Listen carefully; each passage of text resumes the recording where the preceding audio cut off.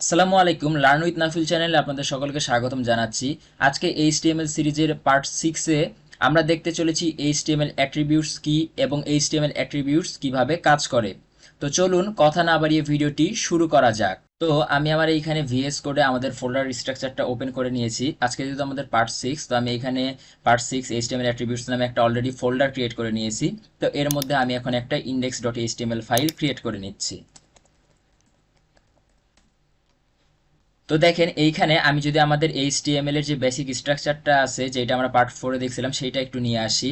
তো এইখানে আমি আমাদের দেখেন এইচটিএমএল এর যে বেসিক স্ট্রাকচার সেটা নিয়ে আসছি। তো এখানে টাইটেলের মধ্যে আমরা দিয়ে দিতে পারি যে এইচটিএমএল অ্যাট্রিবিউটস। তো টাইটেলের মধ্যে এইচটিএমএল অ্যাট্রিবিউটস দিলাম। তো দেখেন এইবার এইচটিএমএল এর অ্যাট্রিবিউটসটা কিভাবে কাজ করে বা এটার কাজটা কি। আমরা কি করছিলাম, আমাদের যে ভিএস কোড সফটওয়্যারটা আছে এইটাতে কি আমরা লাইভ সার্ভার নিয়ে আসছিলাম। লাইভ সার্ভার ইনস্টল করছি এক্সটেনশন হিসেবে। এটা কেন করছি? কারণ আমাদের যে ভিএস কোড সফটওয়্যারটা আছে এইটার পাওয়ারটাকে আরো বাড়ায় দিতে, পাওয়ারটা যেন বেড়ে যায়, এর জন্য মূলত আমরা কি লাইভ সার্ভারটাকে ইনস্টল করছিলাম। সেম ভাবে আমাদের যে এইচটিএমএল এর ট্যাগগুলো আছে, এই ট্যাগগুলো প্রথম অবস্থায় খুব বেশি পাওয়ারফুল থাকে না। আমরা যদি সেইখানে অ্যাট্রিবিউটসগুলো ইউজ করি তাইলে সেই ট্যাগগুলো আরো বেশি পাওয়ারফুল হয়ে ওঠে। তো এর জন্যই মূলত আমরা অ্যাট্রিবিউটস ইউজ করে থাকি এইচটিএমএল এর এই ট্যাগগুলোতে। মনে করেন এইখানে দেখেন আমাদের যে এইচটিএমএল ট্যাগটা আছে, এই ট্যাগের যে ওপেনিং আছে এবং ক্লোজিং আছে। তো আমি যদি এইখানে যে এইচটিএমএল এর ওপেনিং ট্যাগটা আছে, মানে এইচটিএমএল এর যে অ্যাট্রিবিউটসগুলো আছে, সেই অ্যাট্রিবিউটসগুলো অবশ্যই আপনাদেরকে এইচটিএমএল এর যে ওপেনিং ট্যাগ আছে তার মধ্যে লিখতে হবে। আপনি কিন্তু ক্লোজিং ট্যাগের মধ্যে লিখতে পারবেন না। আবার মনে করেন যেই সব ট্যাগগুলোর শুধু ওপেনিং আছে বাট ক্লোজিং নাই, সেই সকল ট্যাগগুলোতে আপনার যে ওপেনিং আছে ওই ওপেনিং এর মধ্যে আপনাকে অ্যাট্রিবিউটসগুলো লিখতে হবে। এটাও আমি পরে দেখাইতেছি, এই ভিডিওতেই দেখাবো। তো মনে করেন যে এইচটিএমএল এর যে ওপেনিং ট্যাগটা আছে এর মধ্যে আমি একটা স্পেস দিয়ে যদি আমি এখানে LANG ল্যাং লিখে যদি একটা এন্টার মারি, তাইলে দেখেন ডাবল কোটেশন চলে আসছে। তো এইখানে এই যে ল্যান আছে না, এইটাই কিন্তু একটা এইচটিএমএল এর অ্যাট্রিবিউটস। এই অ্যাট্রিবিউটস এর কাজ কি? এই অ্যাট্রিবিউটসটা যদি আমরা ইউজ করি তাইলে আমাদের এইচটিএমএল ট্যাগের বা আমাদের ওয়েব পেজের কি পাওয়ার বাড়তে পারে? মেইনলি বাড়বে ল্যান, মানে আপনার বোঝানো হয় ল্যাঙ্গুয়েজ। মনে করেন আমরা যে আমাদের ওয়েবসাইটগুলো আছে সেইটা কোনো সময় ইংলিশ ভাষাতে হইতে পারে, কোনো সময় বাংলা ভাষাতে হইতে পারে, কোনো সময় হিন্দি ভাষাতে হইতে পারে, কোনো সময় স্প্যানিশ ভাষাতে হইতে পারে, কোনো সময় জার্মান ভাষাতে হইতে পারে। বিভিন্ন দেশের জন্য বানাইলে তো বিভিন্ন রকমের ভাষা হবে, সবসময় যে ইংলিশ হইতে হবে ওয়েবসাইটের ল্যাঙ্গুয়েজ তা তো না। তো এইখানে যখন আমরা এই যে এইচটিএমএল এর মধ্যে ল্যান বলে আমরা এখানে দিয়ে দিব, মানে আমাদের যে আমরা কোন ভাষাতে এইটা তৈরি করতেছি এই ওয়েবসাইটটা, এটা যদি দিয়ে দিই তাইলে আমাদের ব্রাউজারটা আপনার যখন ওপর থেকে পড়তে পড়তে পড়তে এই যে নিচের দিকে আসবে। প্রথমের দিকে আমি বলছিলাম ভিডিওতে যে ব্রাউজার সবসময় ওপর থেকে পড়তে শুরু করে দিয়ে আস্তে আস্তে নিচের দিকে আসে। তো যখন সে ওপর থেকে পড়তে পড়তে নিচের দিকে আসবে, সেই সময়ে সে এখানে দেখবে আচ্ছা এইচটিএমএল এর মধ্যে লেখা আছে ল্যান। ল্যানের মধ্যে আমি যদি মনে করেন দিয়ে দিলাম মানে হচ্ছে আমাদের এই ওয়েবসাইটটা ইংলিশ ভাষাতে তৈরি। তো এই যে তখন ব্রাউজার যখন পড়া শুরু করবে, পড়তে পড়তে এসে যখন দেখবে যে ল্যান তার মধ্যে ইংলিশ দেওয়া আছে, মানে ইংলিশের সংক্ষিপ্ত লেখা, তখন সে বুঝবে ও আচ্ছা তাইলে এই ওয়েবসাইটটা পুরাটাই হচ্ছে ইংলিশ ল্যাঙ্গুয়েজে লেখা আছে, তাইলে আমাকে ইংলিশেই দেখাতে হবে ওয়েবসাইটটাকে। বাংলার ক্ষেত্রে হলে আপনার বিএন দিতে হবে, স্প্যানিশের ক্ষেত্রে আছে, জার্মানের ক্ষেত্রে আছে, এগুলো আপনার গুগলে গিয়ে সার্চ দিলে আপনার শর্ট ফর্মগুলো পেয়ে যাবেন। তো এইটা গেল একটা অ্যাট্রিবিউটের কাজ। এখন দেখেন আমি আপনাদেরকে আরেকটু ভালো করে অ্যাট্রিবিউটটা দেখাই। দেখেন এখানে বডি ট্যাগ যে আছে, আমি বলছিলাম কি যে আমাদের এই বডি ট্যাগের মধ্যে আমরা যা যা লিখবো সেইটা আমাদের ব্রাউজারের ডিসপ্লেতে দেখা যাবে। তার আগে আমি এটাকে রাইট ক্লিক দিয়ে ওপেন উইথ লাইভ সার্ভার একটু ওপেন করে নিই। দেখেন এখন ফাঁকা আছে, কারণ কি বডি ট্যাগের মধ্যে আমাদের কোনো কিছু আমরা লিখি নাই। তো এইখানে দেখেন গত ক্লাসে আমরা দেখাইছিলাম কি পি ট্যাগ, মানে হচ্ছে প্যারাগ্রাফ ট্যাগ, যেটা আমাদের প্যারাগ্রাফ লেখার জন্য প্রয়োজন হয়। তো এই প্যারাগ্রাফ নিয়ে আমি পরবর্তীতে ডিটেলসে বলবো। তো আজকে দেখেন একটা ছোট্ট করে আপনাদেরকে H1 একটা ট্যাগ আছে, এই ট্যাগটা আপনাদেরকে দেখাই। H1 থেকে H6 পর্যন্ত আছে হেডিং ট্যাগ। এই হেডিং ট্যাগ নিয়েও পরবর্তীতে আমি আরো বিস্তারিত ভিডিও দিব। তো আজকে মনে রাখেন যে H1 লিখে যদি আপনি একটা এন্টার দেন তাহলে এই যে দেখেন H1 একটা ট্যাগ চলে আসলো, ঠিক আছে। এই ট্যাগ দ্বারা আমরা হেডিং লিখি, মানে ওয়েবসাইটে যদি কোনো বড় রকমের লিখা আমাদের লিখার প্রয়োজন পড়ে তখন আমরা H1 এই ট্যাগটাকে ইউজ করে থাকি। তো আমি যদি এর মধ্যে দিয়ে রাখি হ্যালো ওয়ার্ল্ড, দিয়ে যদি আমি একটু আউটপুটে যাই, দেখেন এই যে দেখছেন এখানে একটা বড় লেখা চলে আসছে হ্যালো ওয়ার্ল্ড। তো এইবার দেখেন অ্যাট্রিবিউটস আমরা এখানে ইউজ করবো, এখানে আমরা অ্যাট্রিবিউটস ইউজ করতে পারি। অ্যাট্রিবিউটস ইউজ করলে কি হয় দেখেন, আমি এখানে টাইটেল বলে একটা অ্যাট্রিবিউটস ইউজ করবো এই H1 ট্যাগের মধ্যে। তাইলে কি হবে দেখেন, আমি যদি এখন আমার কার্সরটা ফলো করেন আপনারা, এই যে আমার কার্সরটা এইটা যদি আমি এখন এই যে হ্যালো ওয়ার্ল্ডের পুরে নিয়ে যাই, দেখেন কোনো কিছু কিন্তু শো করতেছে না, কোনো লেখা কোনো কিছু শো করতেছে না, নর্মাল ভাবে আছে, তাই তো। বাট আমি যদি এখন এই H1 এর মধ্যে একটা অ্যাট্রিবিউটস ইউজ করি যার নাম হচ্ছে আপনার টাইটেল, ঠিক আছে, টাইটেল লিখে এর মধ্যে দেখেন টাইটেল তারপরে ইকুয়াল তারপর ডাবল কোটেশন আছে, এর মধ্যে যদি আমি লিখে রাখি যে দিস ইজ হেডিং, আপনি যে কোনো কিছুই লিখতে পারেন, লেখার পরে সেভ করে আমি যদি একটু ব্রাউজারে যাই দেখেন, এইবার আপনি যদি দেখেন আমার কার্সরটা ফলো করেন, আমি জাস্ট এই লেখার পরে হোভার করব, এইখানে আমরা দেখেন এই যে দেখতে পাচ্ছেন কার্সরটার দিকে দেখেন যে দিস ইজ হেডিং, দেখছেন চলে আসছে। মানে H1 ট্যাগের মধ্যে টাইটেল একটা অ্যাট্রিবিউটস দিলাম যার মধ্যে আমি যে জিনিসটা লিখতেছি সেই জিনিসটা এখানে হোভার করলে, এই লেখাটার পুরো হোভার করলে দেখেন এখানে শো করতেছে দিস ইজ হেডিং। এইটা হচ্ছে আমার কি, এই যে H1 এর একটা অ্যাট্রিবিউটস টাইটেল।